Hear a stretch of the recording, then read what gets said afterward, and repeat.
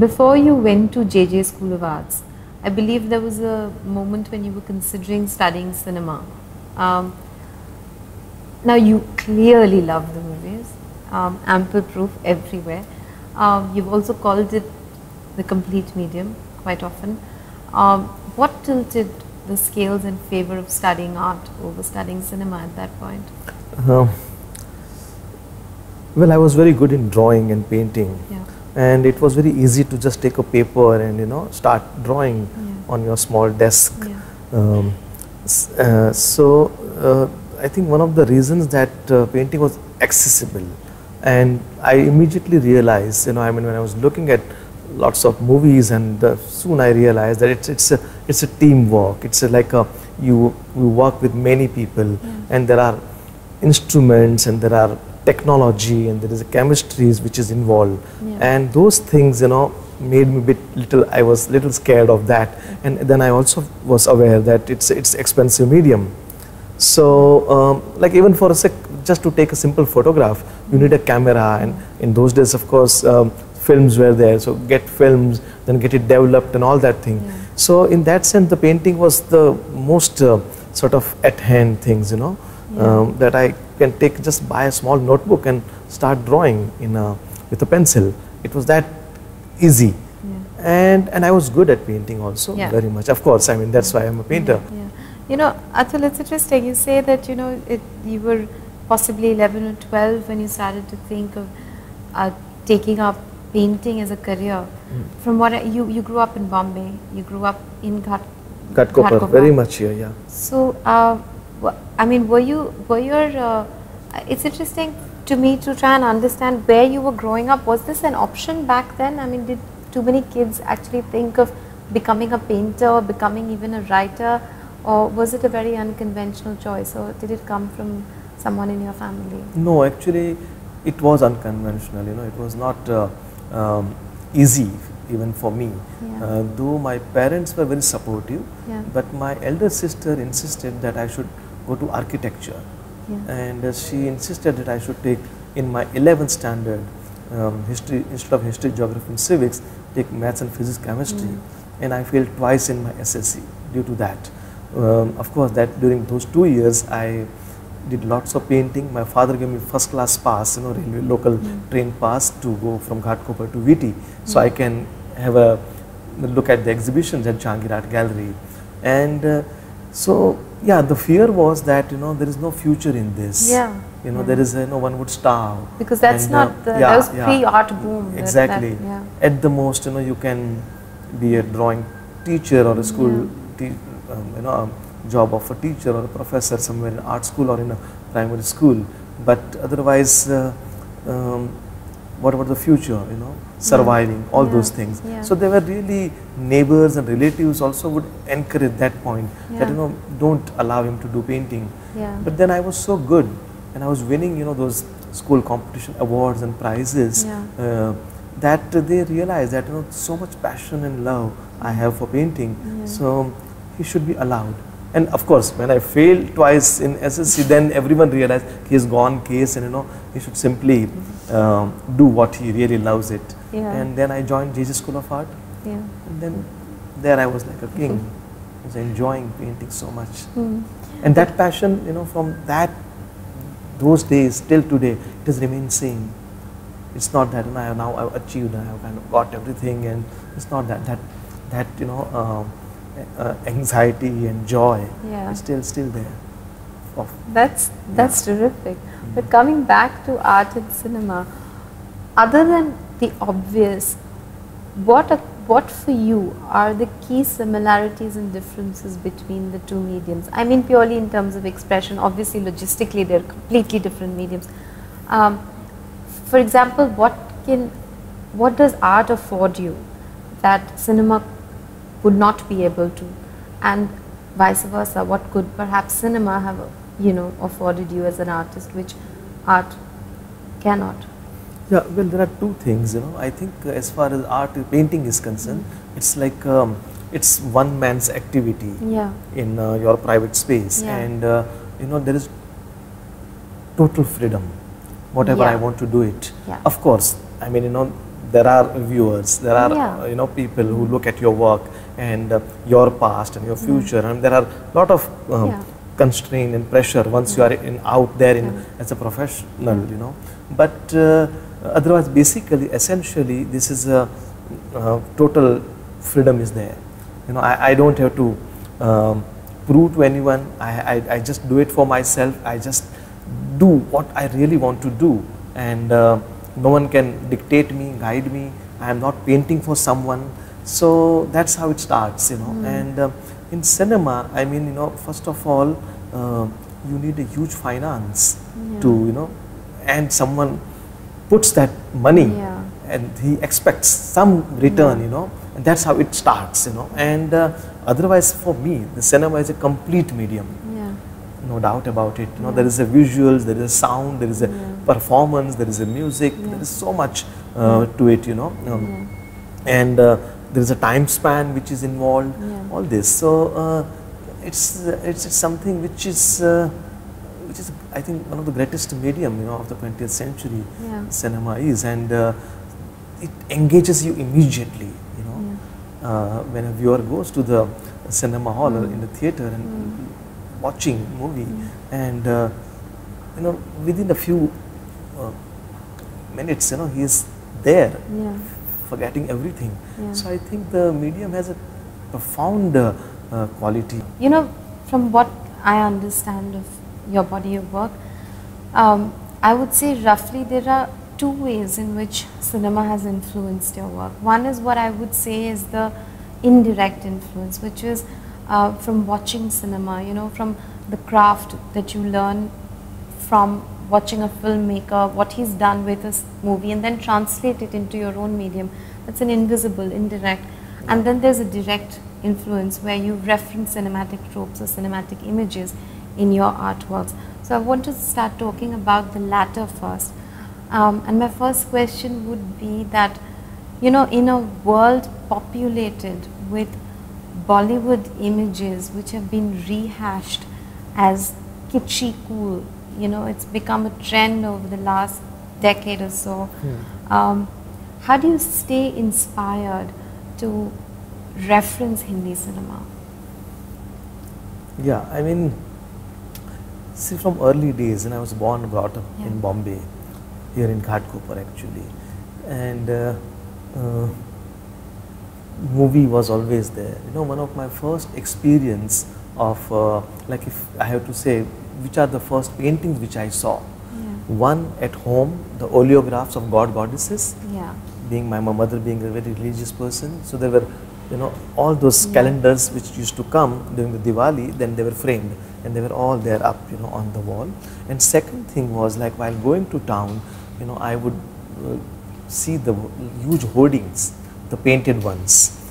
Nowadays, you know, we have all the digitally sort of created hoardings and, you know, posters of films, but in those days there were few studios where the paintings, the you know, the self-film posters were hand painted. And so that was my first exposure to art, I would say, or painted image rather. And I was quite you know, astonished. I was quite sort of stunned to see those, you know, large, huge head when the heroine is, you know, painted in a very soft pink and turquoise, all those emerald colors, and the villains often painted with their palette knife, which has a texture. I still remember there was a film called Kache Dhage.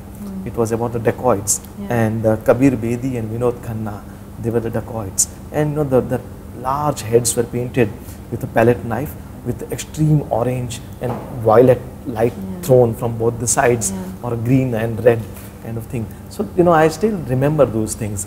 And I remember, like, when I was in my 6th standard, when I started really passionately sort of looking at art and drawing and painting, I think that Aradhana came of Rajesh Khanna.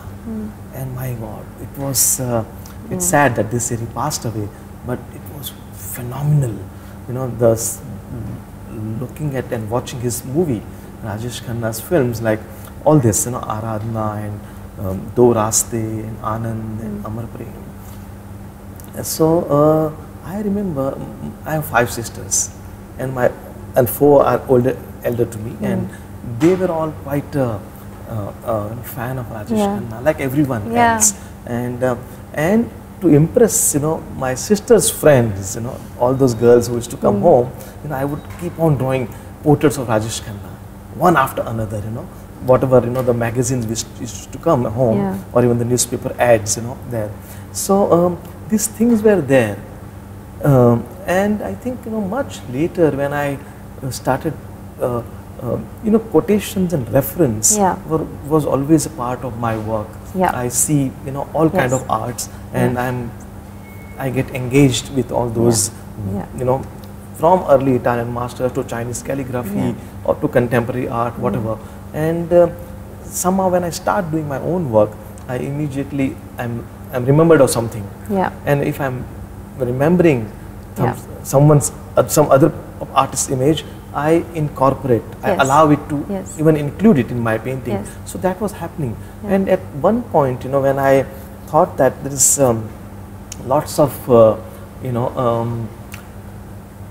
it actually happened mostly, after 91, 92, when I was a French government scholar in Paris. And when I returned from Paris, I thought, well, there is a whole world out there, which I was probably was interested, but ignoring in my own art, which was the popular culture, the calendar art, the element of kitsch and popular, which is so much part of our life, particularly if you are living in a suburb like Ghatkopar, you are constantly bombarded by those kind of during the festivals, during the like Diwali or Ganesh festival, all this time, and which I was not allowing. And I remember when one of the first painting which I did, which was called Bombay Buccaneer, and it was about myself and holding a gun like a James Bond pose. And the painting was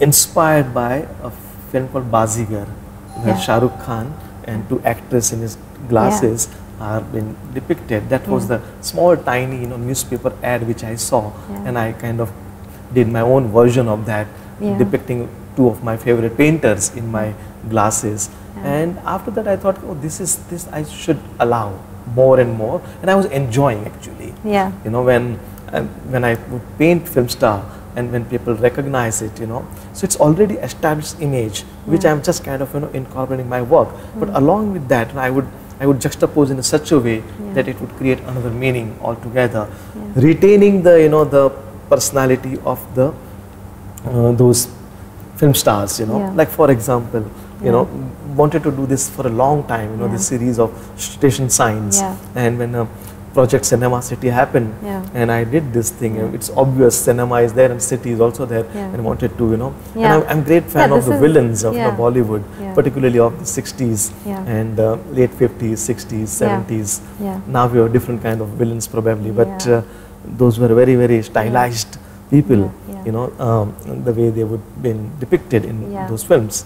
So I'm going to interrupt you for a second. I want to talk about this series in some detail because I really love it. But I'm going to come to it a little later. I wanted to talk about, you said this that you quote a lot in your work in general. So you don't necessarily have to have an answer to this question, but I'll put it to you anyway. Why reference directly? See, every art, every piece of writing, everything comes from somewhere. It's coming. It's a we're building upon the collective consciousness that we have, artistic or mythological or whatever it is. We're building upon that. So invisibly, it's there in everything we create, in everything we do. But why do you choose to make direct reference, cinematic references in your work? Do you feel like it falls upon the artist to understand and interpret the enormous impact, the monumental impact cinema has on our culture and psyche, or is there any other reason? No, I think not because the cinema has this, as you said, monumental impact on our psyche, not for that. But I think some of the images or even I often go to the actors, you know, whom I depict, yeah. Whom I admire. I like them. And you know what I do, that even as far as painting references are concerned, also the images which I do, they're already established, they're known, and they are the things which I like. So which comes, and you know, like it's like what I used to do as a young boy, that just copy a portrait of Van Gogh. You know, that's how I started. My very first oil painting was a self-portrait of Vincent Van Gogh, which I attempted. So I think, and there was an immense joy when I achieved that likeness of, you know, Van Gogh painting in my painting. And I think somewhere I retain even today that, like when I'm quoting in a much complex paintings of mine, or maybe these cabinets which you see here, where you see lots of Piet Mondrian's abstract painting inside, actually I still have that same innocent, you know, approach that, oh, it's so good, you know, I like it, so I did it for myself, you know. But of course, along with that, a lot of other thing comes. And then I noticed that while doing that, the meaning was, you know, though the established meaning is there, at the same time something, it also gets some another meaning when you put other elements together or get juxtaposed. So I think basically the images which came, and particularly from cinema, it came because I think the movies which I enjoy, the stills which are so popular, which people are familiar, and I think one of the reason is, you know, the viewer matters to me a lot. You see, like often artists, you know, they are very private people.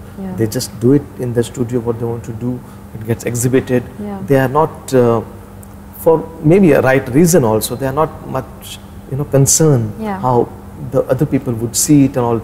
They say it's open, whatever one wants to see, let them see.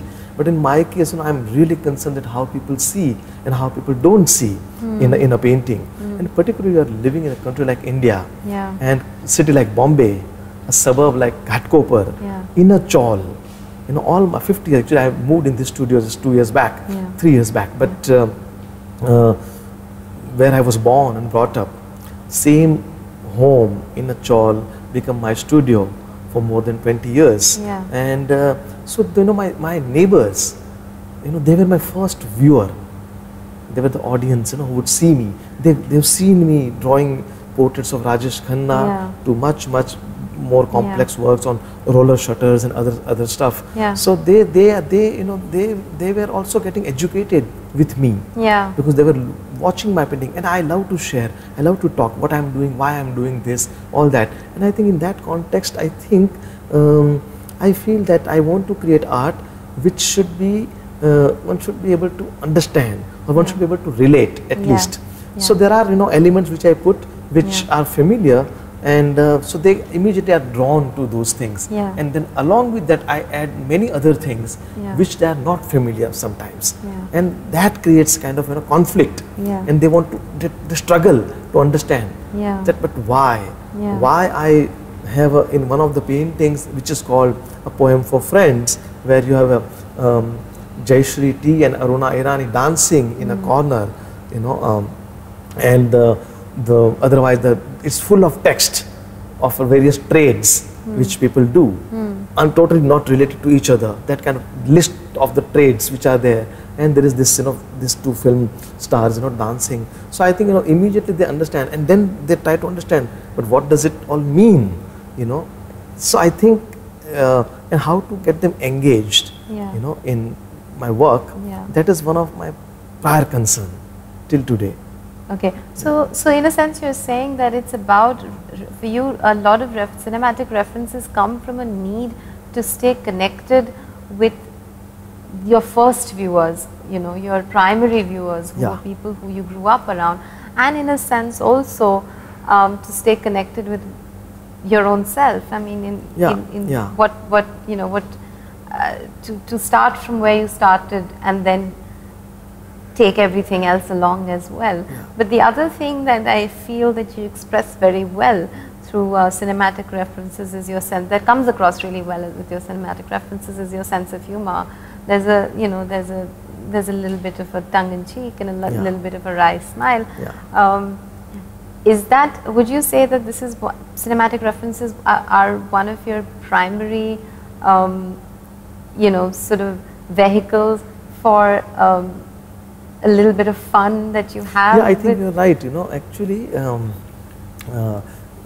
wherever I use, particularly, you know, Hindi film, Bollywood film stars or villains, there is a lot of humor and wit, which is not that I'm making fun of them, or, you know, not at all, but I think there is certainly humor, wit, and an element of some tongue-in-cheek, you know, things. Yeah. Those kind of things are there. But then there are also other references which I have from other cinema, like films of Satyajit Ray or Fellini, or even. I was going to come to that. You know, you're one of those artists, very rare artists, who references both commercial masala cinema and serious cinema. Yes. How is your approach different for both these references? Yeah, I mean, you know, like when, of course, the Hindi masala films or popular films were very much always there, you know, just in Bombay, it's everywhere. So at home also. And of course, you know, the radio was very much there on, and the songs, and of course, the songs which we know from 40s and 50s and 60s, they were just amazing. The great musicians and great singers and great songwriters, all that, which I still hear when I'm painting constantly. You know, the songs of Mohammad Rafi and Geeta Dutt is constantly on in on my music system. But so that is one thing. But I think when I saw other films, you know, which are say regional films in India, or not just Hollywood films from United States, but French cinema or German films or Italian films, then I felt that, oh, this is also cinema, but this is very different. And I must tell you a small what happened to me when I saw a very first Satyajit Ray film on Doordarshan. It was on a Saturday. Was that Nayak? It was Nayak. And when I saw Nayak, you know, there is the story goes like the film star is going to get an award in Delhi, and he chooses not to fly but by train, and the journalist Shamila Tagore, you know, beautiful Shamila Tagore in that film, they start talking and she wants to take interview. At some point station comes and you know, a train stops just outside somewhere Calcutta in a small village, and he gets down for a cup, just to stretch his arms, and orders a cup of tea, and he takes in that small cup, and he was about to drink a cup of tea, and he sees that the journalist is sitting in near the window, and she's looking at him. So he just asks in a gesture, and she says no, you know, like this. That shot, you know, that changed my life, I would say. What about that shot? That was so natural, that was so real. I thought, this is as if, you know, like as if I was there, and it was as if, you know, it was not of just film, but it was like a kind of life itself.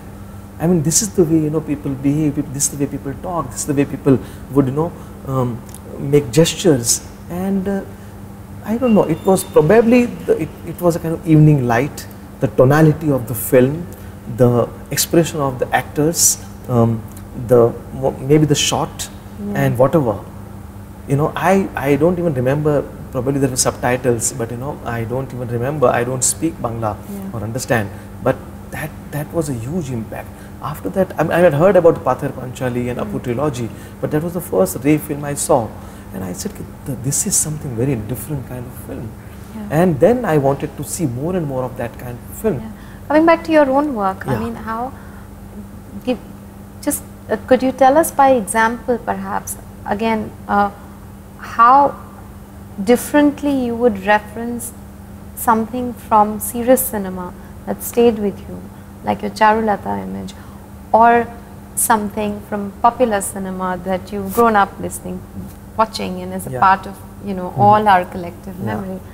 If by example you could just say how different, you know, how differently the references come into your work, and what you do with the reference, which is different in both cases. Yeah, I mean, I think I will have to select the specific paintings then, sure, you know, and like for example, when I in 1997, I think it was, or 95, I think it was, that Sholay was celebrating 25 years, I think, and 75, or may not be, but whatever. Anyway, the thing is that I did a painting called Gabbar on Gamboge, which was a chrome yellow background, Gamboge yellow, and on top of it Amjad Khan as Gabbar Singh from Sholay, and I had the story around him narrated with very violent imagery and skulls and bones and other things around. But it was a very, very like strong painting in terms of color and form. Like if the painting is there, you know, no one can miss it. It has that kind of a brightness, and image was very obvious. So there I wanted to do this, you know, in a certain way, which I thought that. But before I did that painting, the just previous painting was called Trans-Siberian Express for Kajol, which was about, you know, the last shot of Apu trilogy in Apur Sansar, when father ultimately goes to the child and not the boy, and he takes him and he's on the shoulder, and Soumitra Chatterjee is in the frontal face, and the Samapto written comes, you know, on the screen.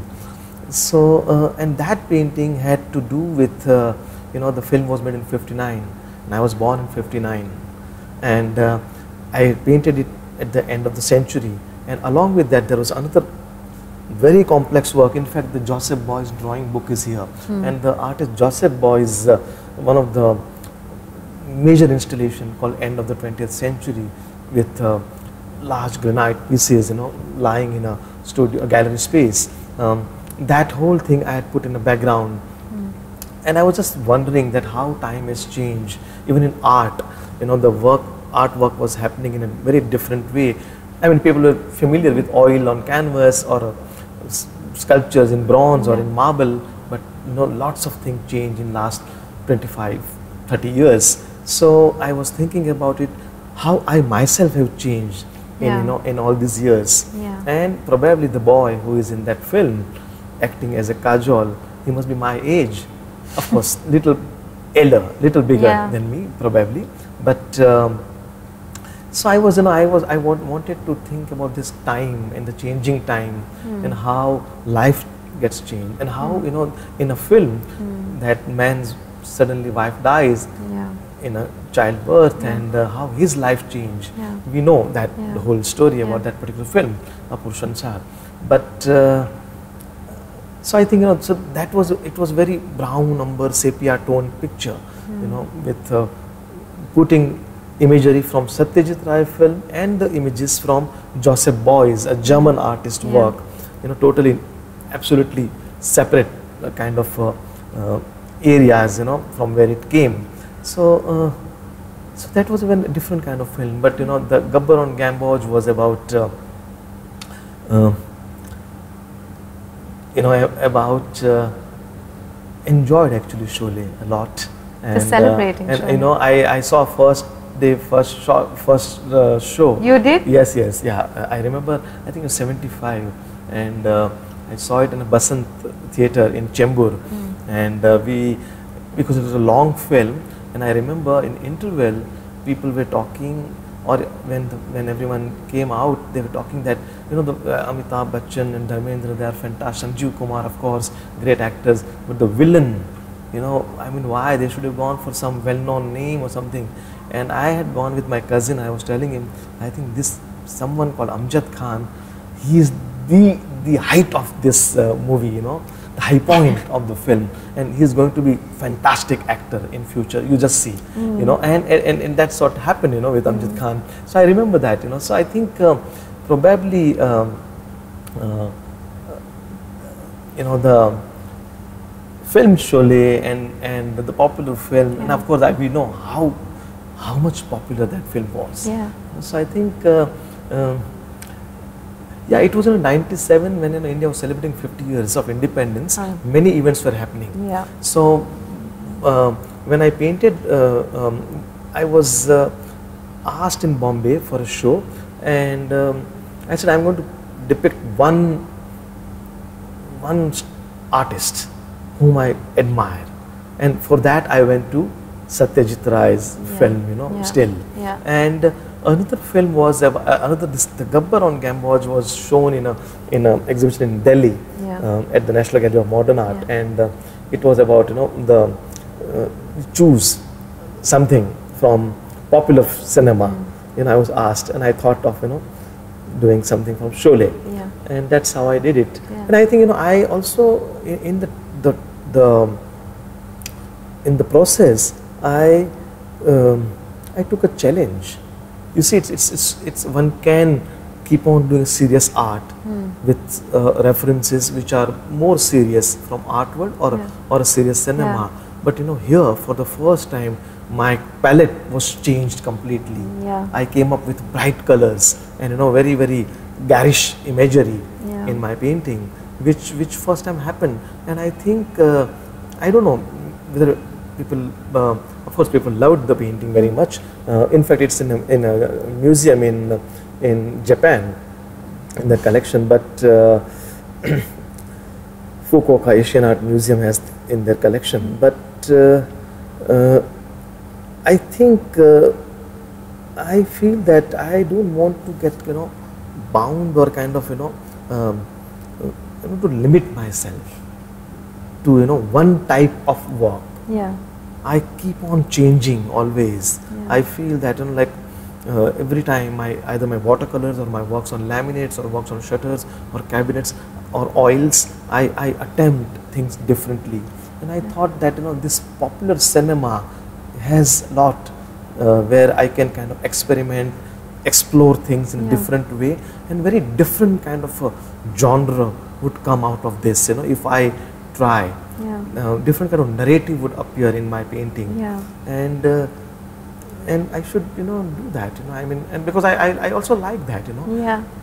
Not necessarily that I would sit through the film if I'm watching at home, but often I mean elements of it still survive. But and I must tell you that I'm really quite familiar, particularly with the actors, villains, heroines, comedians, and those were the kind of things which were very common in 70s and 80s. That you have films, hero, heroine, villain, then the character actors, father and mother, and the comedians, and the extra, who support in a different way, like servants or people who would come, do the keep a cup of tea and things like that. Those things. I mean, I know everyone, including the I can even make out. I can kind of listen the flute and I can say this is S.D. Burman and not Salil Chaudhary, or I can say this is Sajjad Hussain and this is not Ghulam Muhammad. I am that good and understanding, my about the music particularly. So Madan Mohan and Jaidev, all these people, so actually there's a lot of love, I think. I must say that, for films, often. Well, that in itself is a very good reason to keep it alive. But I have to also ask you, most of the references are from older films. Is that because of nostalgia, or is it because newer Hindi cinema has just not been able to sustain your interest in that way? Yeah, I must tell you that. I would not say nostalgia, because I was, when I was watching those films, even at that time, there were some films which I liked, some films I didn't like. But frankly, I think after say 1980, onwards, or maybe in last 20 years, Hindi films has not, I never liked those films, really. Very few people very few, literally, like, you know, I want to watch Talash, you know, say Amir Khan films, and even early Amir Khan films I have not seen, but I think after Lagan, the 5 or 7 films which came in this in this decade, they were all quite, I thought that there is someone who is kind of, you know, engaged, someone who is thinking, or, you know, want to take film in a different level. Direction, yeah, I think so. I think very few whose films, you know, I enjoy, and you know, because first of all, you know, like, of course, music is very much part of Hindi film all these years, and the contemporary, the musicians and music and the songs, very rarely, you know, I like, you know, so it's I don't know, I don't a lot of, but I tell you one thing, that recently when I saw which film I saw of his, Anurag Kashyap, when I saw his film Gangs of Wasseypur. Gangs of Wasseypur is the recent one, but I think the first, I think probably no, I saw on DVD actually, Black Friday. When I saw that film, initially I said, okay, the bomb blast and all this thing, but when I saw that the way film moves and the travels, you know, and there is a traveling also happening in a film, I thought this is something interesting, and then I saw Devdi, and then I saw Gulal, and I thought this is someone, you know, he interests me. I like the subject matter, the solid performances, you know, and great camera work, and very unusual take on music. You know, the music composed, the songs are totally different. You know, not the way normal Hindi films would have it. So I think, you know, there I felt that here's something, and I mean, of course, I saw both the Gangs of Wasseypur and I like his film. He's good. I wanted to I wanted you to tell me a little bit about the Charulata image as well before we move on to this series.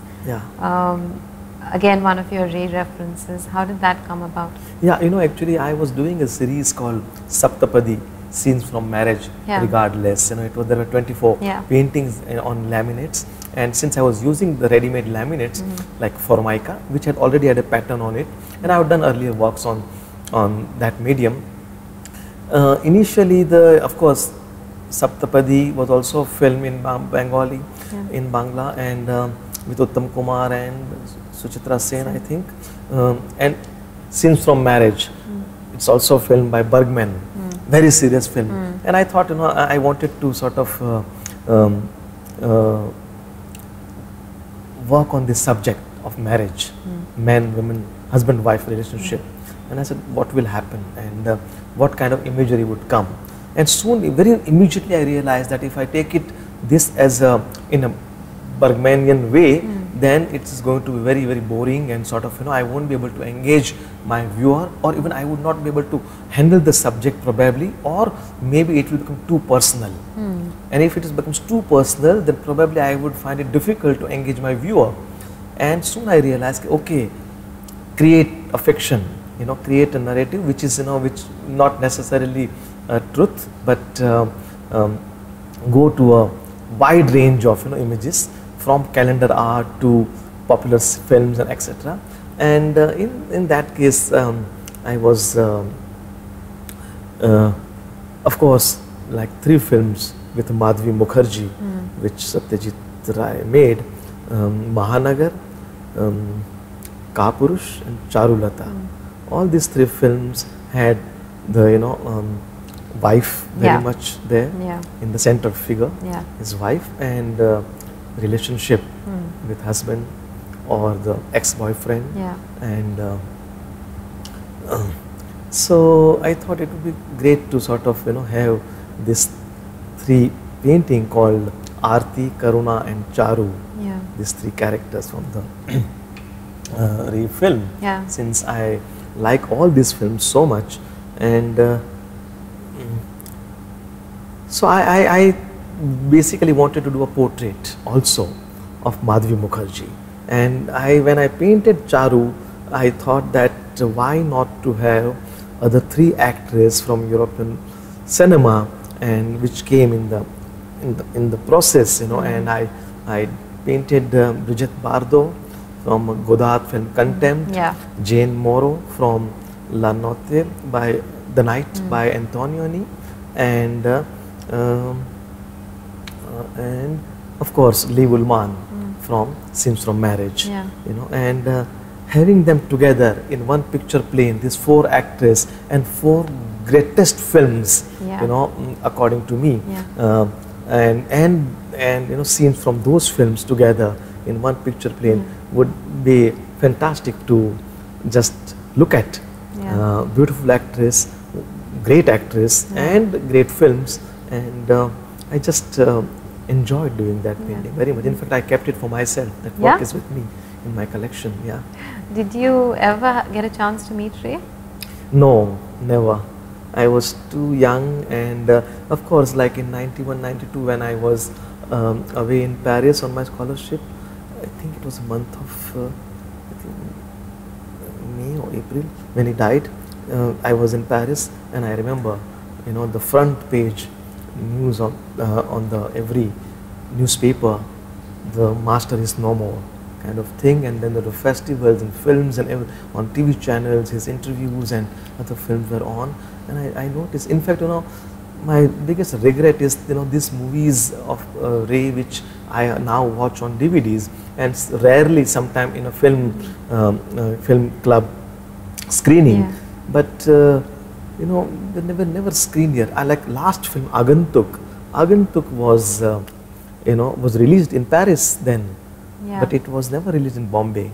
Of course, in Calcutta, people can see, you know, Ray films for some time, but not in Bombay. So that was a big regret. Would you have liked to meet him and show him some of your works which references movies? No, I mean, you know, like when I had my first solo show in '89, there was a small, tiny catalog which I had sent him, you know, to his Calcutta address, and that's it. But never met him. But in any case, like you said, your quotationism comes from love. It's more than coming from, you know, picking up bits of craft or you know, directly learning or following a path that someone followed. It comes more from expressing your love for what you do. Which also should bring me to this series now, because this, which is a series which you did for the Cinema City project in 2012 for NGMA. The first thing that of course struck me was you painted the villains and the station signs together, and this is the central line. That goes from Ghatkopar to Victoria Terminus or CST now. Chhatrapati Shivaji. And it's interesting how you know, if somebody knows Bombay, then they would know that the Western line is sort of the more heroic line, because it's, you know, and this is the line that sort of gets beaten. So again, that sense of humor very, very visible, but how did you allocate the villains to the stations? Yeah, well, actually, you know, long back I had, when I was in final year at JJ School of Art, I had done a painting about the Ghatkopar station sign called Homage to Ghatkopar. And yeah, I mean, you know, like when you see the actual scale of the canvas, and there are two types of signs. One, you know, where the station ends, you have a long rectangular sort of thing, and in between you have this like metro sign, you know, which is so exactly what I did, that I almost gone to the same scale. And so when you see this, you know, whether then one of the question is whether it's a painting or whether it's a station sign, you know, which because it covers the whole thing. It doesn't show the tracks or trees and other people or a platform, nothing, but just you are so close up to the whole painting that it's just exactly the station sign, you know, which you see. So there is this one of the question whether it's a painting or whether it's a station sign. There's one thing which I love, that kind of you know, pictorial puzzle to put in front of my viewer.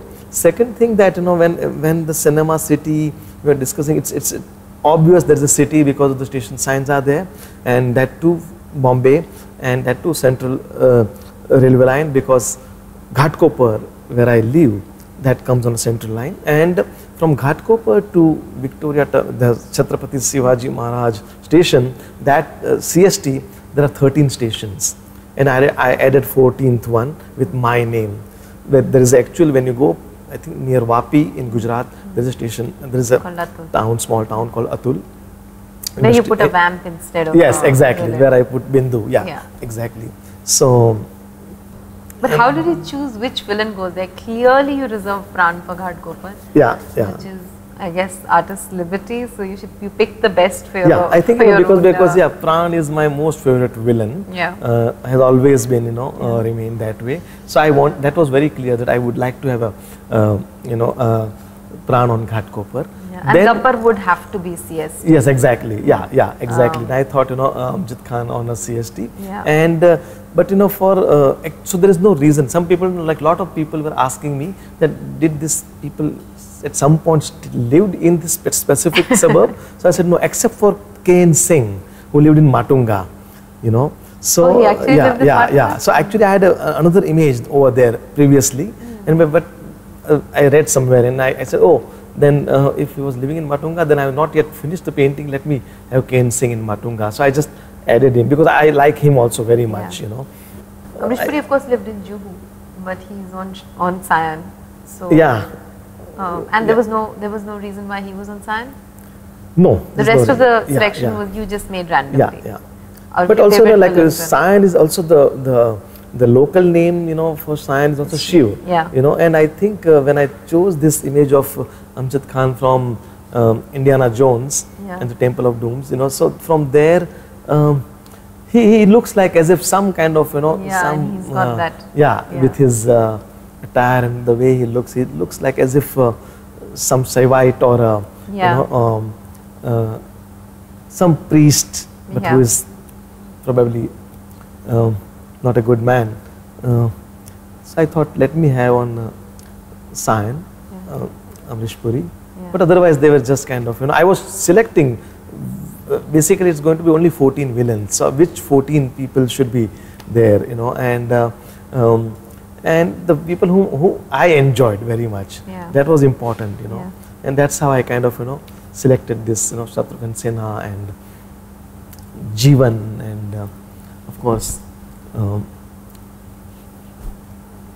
Shakti Kapoor. Shakti Kapoor, Shakti Kapoor. And, it's a very immaculate choice, but and the youngest villain that you have is Gulshan Grover. Gulshan Grover, Would you say the era of villains is over now? The kind of you know, villains. Like yesterday, I was watching your interview with Amitabh Bachchan, and I said, let me see the you know, the website and see. And he said that how earlier it was like either Dakat or Thakur was villain. Then the time changed, and he said, you know, the politicians came, or then you know, like Underworld Dawn kind of villains came with Ajit and many. So so there was the story and the heroic aspect and you know, of a hero and the glory, and those things were the narrative was such, you know, that was a demand. But I think now probably I can't comment much because I really have not seen many, you know, contemporary films, but I think now it has changed. So I think probably, you know, we don't have, and you know what was interesting about these villains, that there was a very, there was a one, they were very stylized. You know, the way they would talk, the way they would dress, or the way they would kind of, you know, like if you watch Kane Singh, you know, the way he would just put one eyebrow up, and you know, the way his eyes would move and all, it was very, very special, I think. But I think, you know, basically while putting the villains on a cinema, a station sign, And if you see, the most important aspect is also the surface of the painting, which is kind of a very cracked surface, and you see the, as if things are falling apart.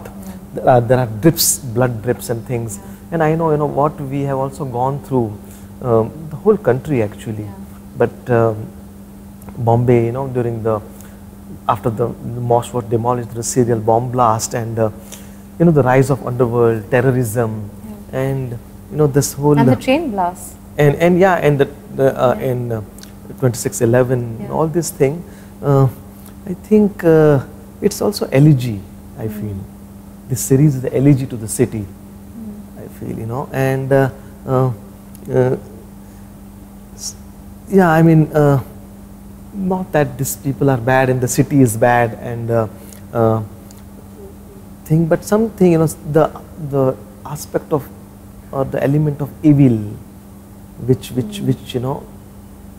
makes one nervous, scared, and there is a fear. I think I wanted to say that as well. With it falls in a popular style, popular culture, with station signs, bright colors, and the popular actors from popular films. But there is also underneath, there is a feeling of the pathos and sadness and fear and doubts and loss of faith, kind of thing. You said that your referencing cinema was one way to connect with your premier sort of, audience, your viewer, which was the people you grew up around. You have come a long way since, and like you said, a lot of your paintings are all over the world. How does referencing work when you have such a diverse viewership, of art? Does it become restrictive? Because obviously everyone's not going to get every reference. I mean, there'd be a certain viewer of yours who will not have watched Bergman's Scenes from a Marriage, and maybe a lot of your Japanese viewers would not have watched Sholay. So, experientially, what has your experience been? Does it become restrictive, or does it become a very interesting exercise in layering and in a sort of exercise in interpretation between the art and the viewer? What has been your observation?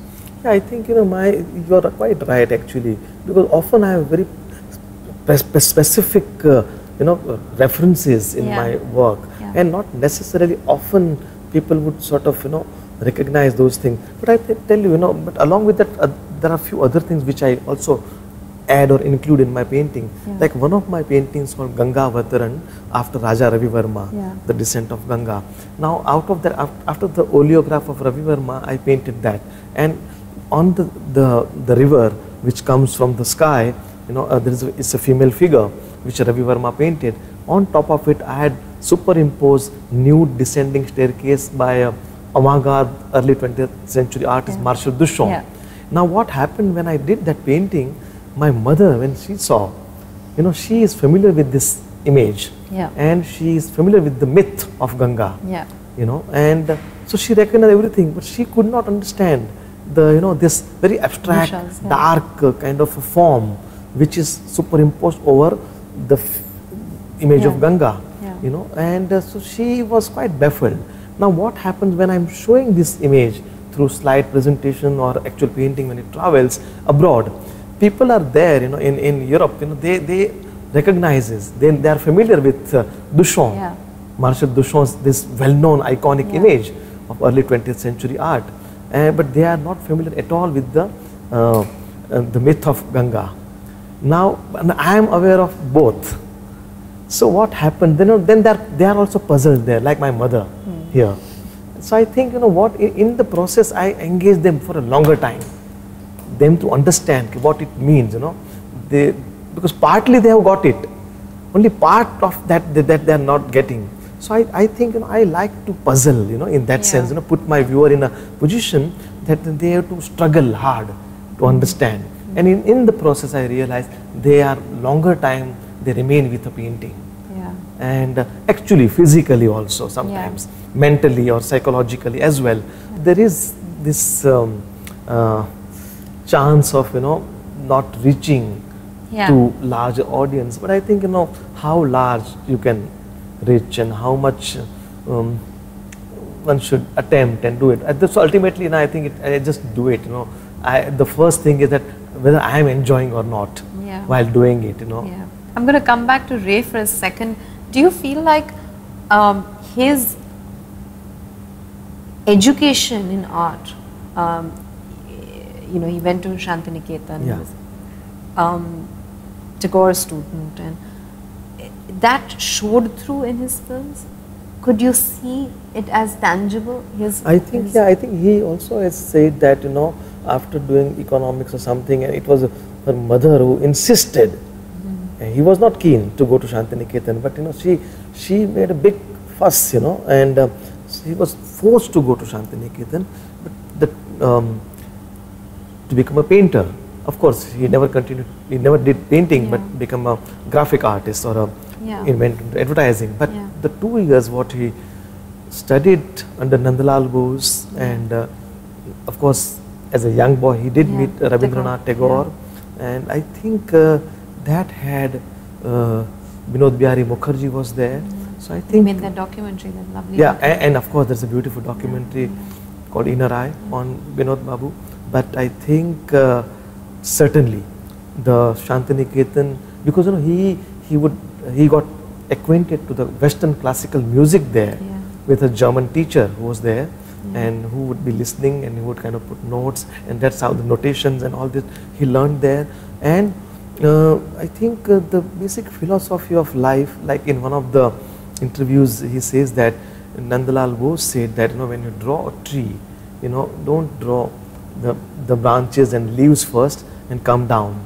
Tree grows like this from ground to, you know, top in the sky. So put your strokes also in that manner. I think this is quite a key point in Ray's approach to all his movies, and, you know, his general philosophy of life, and that how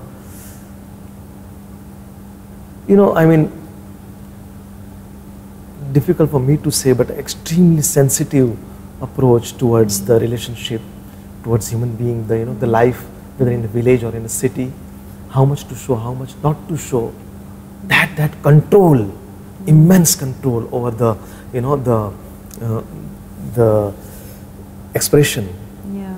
That's something I think definitely Shantiniketan, and apart from that, I mean, you know, the great visual sense this man had in terms of tonality, in terms of form, you know, in terms of texture. You see, I mean, the Pathar Panchar is really sheer unbelievable. The old lady, and, you know, the shadows, and the young boy running around, all that. I think, but amazing thing that also drawing and painting, which he studied there, and what we know Ray is mainly as an illustrator, you know, and those drawings quality, I tell you, it is the best drawings any Indian artist probably would draw. I mean, of course, there are painters and there are, you know, masters who did, painters who had great drawings in their oeuvre, but, you know, the sketches and drawings of Ray, they are not the way normally illustrators which you find in applied art, you know, in Bombay or in any other art school, you know, it's not that illustrative quality is not there. It's pure painterly qualities which are there, you know, which I admire. Great. I mean, they were fantastic. Even the doodle, you know, tiny things, you know, about the costumes which he created for his script, which we see, you know, and they are masterful. Absolutely, it's unbelievable. I mean, so many aspects together in one man. It's sheer, genius. Very special. Real genius. Other than Ray, who might be a couple of filmmakers who have influenced you indirectly? When I say indirectly, I mean with their craft, what they do with their medium, inspiring, you know, you to work your work with your medium. You know, I tell you that, you know, I remember when I was studying in JJ School of Art, and we were members of Film Society, and we would go to see all films, all kind of films. And first time when I saw film by Jean-Luc Godard, the French filmmaker, and you know, there I noticed that often there is a soldier is there and Rembrandt, you know, prints is on the wall, or even Pierre Lafou, you know, the Picasso reproductions on the wall. All that I saw, and because I could relate and I could understand, oh, Picasso prints or a Rembrandt image in the background and something else is happening in the front, and the complexity of making of film itself, the way the shots were taken, the way you know, narrative was told, it was often I would not follow. And then there are much later Godard films which are much more complex, you know, which are difficult to understand sometimes, you know. But I think to having various layers working simultaneously, and then see what happens, you know, and that kind of thing has certainly come from Godard, I must say. Meaning the language of painting, that itself is a subject matter for me. Or painting itself, you know, the act of painting, what if that is my subject matter? Say the Bollywood is not my subject matter, or a city of Bombay is not my subject matter, but the act of painting, what if that becomes my subject matter? What will happen? What kind of painting? And of course, I would remember American artist Jasper Johns, who also has, you know, this thing, like he would say he was heavily influenced by philosophy of Wittgenstein, German philosopher, and he would say, like, you want to say red, but you say red, but you mean blue, then what happens? I want to say something, you know, like that's what happened with the languages. Like, I want to say something, but I'm using this language, and I have a limitation with the language, and I'm trying to explain and convey these things. But am I saying what I'm really feeling? What I'm feeling is one thing, and what I'm saying is another thing, and there is a gap in between. So that gap, you know, sometimes he would attempt to kind of focus on, like Johns. And I think somewhere in Godard, I feel that, you know, there is this the language of cinema, that is shooting, actors, and you know, the city, content. You know, he suddenly becomes detached, and he would show you in a way that you know, slightly dislocate kind of thing probably happens in his work. And in Gujarati, we have this, he's still there and he's very much active, though quite old and not that well, poet called Labh Shankar Thakur. Now, Labh Shankar had a series of poems about the creative process itself. The poem is about the writing poetry. And then what happens, you know. So I think I was quite influenced by, in that sense, more than Ray. Of course, as I said earlier, that, you know, there's no direct influence of Satyajit Ray on my work, but I think it is Godard. If I asked you to quickly name a couple of films for each category, a film from which you remember for portraying of character, a film or a couple of films that you remember for the way in which they portrayed a particular character. What comes to mind first? Yeah, I mean there's so many films actually, but few days back I saw a film called $1 Million Baby by Clint Eastwood. I think it was a fantastic film, and the actress, the way she performed, Hilary Swank, I think, it was great. That film was also great, and I also enjoyed Dirty Harry, you know, series. Also, that's also another thing. But I think I mean, all Satyajit Ray films has a lot of great characters, like Chhabi Biswas in Jalsaghar. Then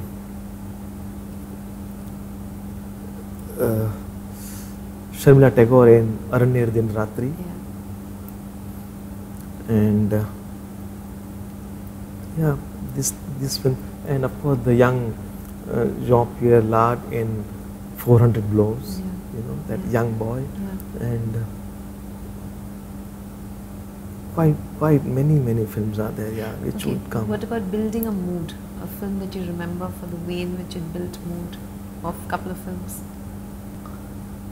Oh, Bergman comes to my mind, and Silence, the film called Silence has a real mood in it, you know, with characters and actors amazing, and all Bergman films are really had that profound, I won't say grief, but poignant and melancholy, and you know, I mean, it's extremely sensitive.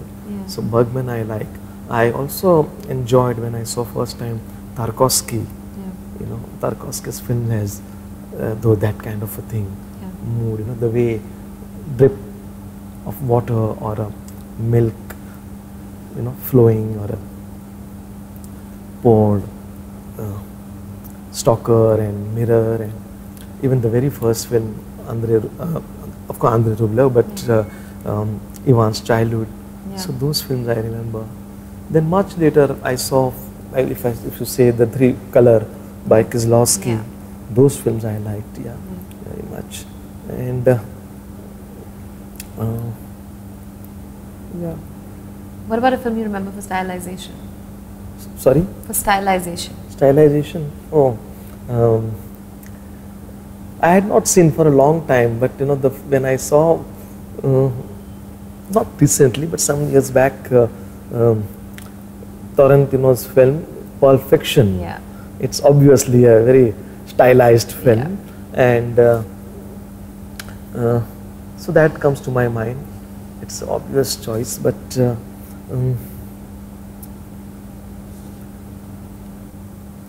I think Anurag Kashyap has certain style, and there is a manner, though there is a lot of natural acting, but I think he has a certain style. That's a good thing, and I also like actually very much, you know, Mrinal Sen's Bhuvan Shom. You know, and it was fantastic film with K.K. Mahajan's great photography, and it was a quite stylized film in a way. The way shot were cut and the way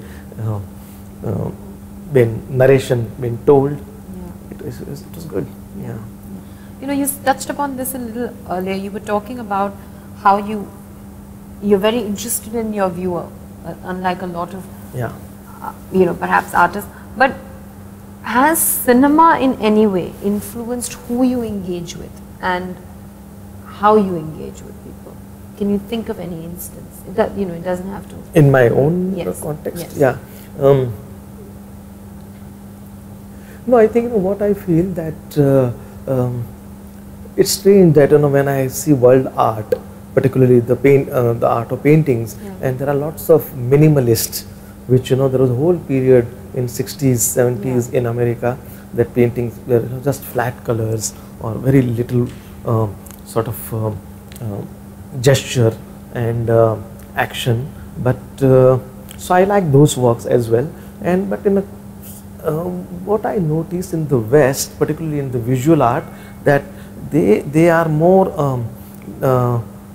they hold, and they you know, they don't go for loud and to say much. You know, it's very minimal. Minimal is the word, you know, which I find, even, you know, even they do video work, even if they do, you know, sometimes even sculptures or installation, it's a minimal, which is like our own Anish Kapoor.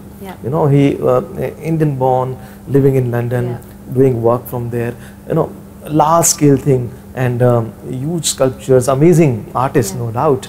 But I would still feel that, you know, there is certain aspect of minimal which they follow. That's Western. But in India, you know, I feel I can't do that. I have to tell you everything, you know. You know, where I was in that old chawl, where I still go, and my studio is still there.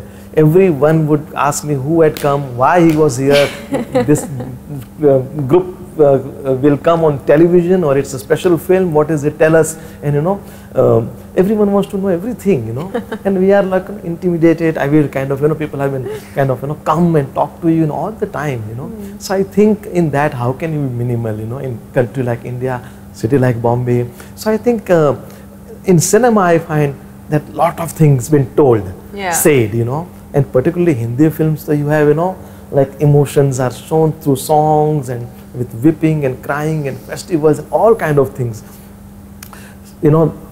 Things are, suddenly either they are in Mathiran or they are in somewhere in Switzerland. You don't get to know all those jumps, which are there, which I think, which is fantastic, which I like.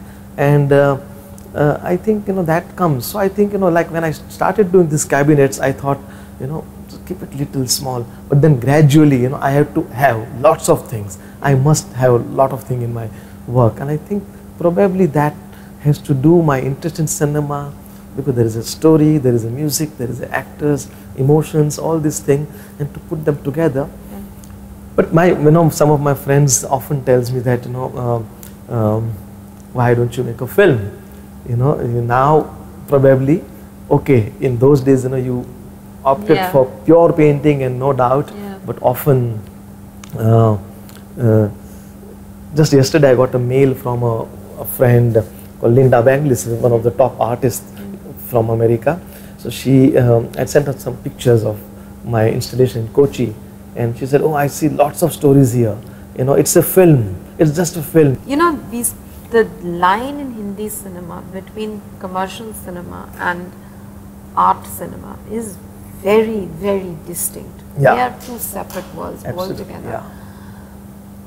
I want your opinion on how that's reflecting currently in the art world in India. Given how important commerce has become now, is the line between work which is dictated by commercial concerns and work that comes purely out of a creative vision of an artist becoming more and more distinct? In other words, are market forces beginning to dictate creative content very forcefully in the art world like it is in cinema, or do you think it's still not as distinct a line between commercial art? Like commercial art is a different phrase, but art which has overt commercial concerns. No, I think see, as far as fine art, visual art is concerned, there are people who they start with a serious art, and once they get settled, they are known, their work starts selling, and I think then they kind of they keep on churning the same stuff, and that's the biggest problem. And then that becomes more commercial, and then those things doesn't work as a work of art. So that is one. It's a serious thing. So one has to be constantly alert that what one is doing, why one is doing, for whom one is doing, and is it, if the painting becomes a stepping stone for me to achieve name, fame, success or money, then I think there is a big mistake. One has to, so I am extremely alert about this, that this should not happen. That's one thing. And a lot of people are aware of this, of course, but then there are temptations, and that happens. But I think as far as cinema is concerned, if I have to say, I feel that it's just basically because it's an expensive medium, and it if you do something very serious, then probably it would be difficult to reach probably people. That's the belief, and that's the way probably it is. So I think no one wants to sort of invest in that, because there is a lot of money has to go for making film, and then there are two separate paths. That's why we have very few people. There are many young filmmakers. There are many friends of mine who are would like to do films in a serious way, but for a long time I have not heard of them, not seen their films, and the usual the churning out of commercial type of cinema is there. But people say that there is no art film and commercial film, it's only good film or bad film. I don't believe in that. No, I would say there is an art film and there is a commercial film, popular film. Within art film there are good films and bad films, and within commercial there are good films and bad films. So that happens, and I think in that case, that's why some people films, you know, runs, and some people films don't run, and some films we like, some we don't like. That happens. But I think it's just I personally feel, you know, when often, you know, this particularly from Hindi film world, when these people say that, you know, the audience are, you know, lower middle class, poor people, India is a big country, and to forget to 3 hours, you know, their pain and their worries, we make this, you know, film with song and this thing. I think this is underestimating, you know, people and their this thing. I mean, all kind of people see films. I am a educated, you know, sensitive artist. I also watch film. So am I not supposed to go to film? Only the someone, you know, who is on the doing some small business on the street, the film is made for them. So I think basically I feel, yeah. I mean, we grew up with a folk culture. If you look back 100 years ago, the man on the street, or the so-called proverbial poor man, was listening to a very rich folk tradition, whether it was music or stories, and you know, exactly. It was not exactly.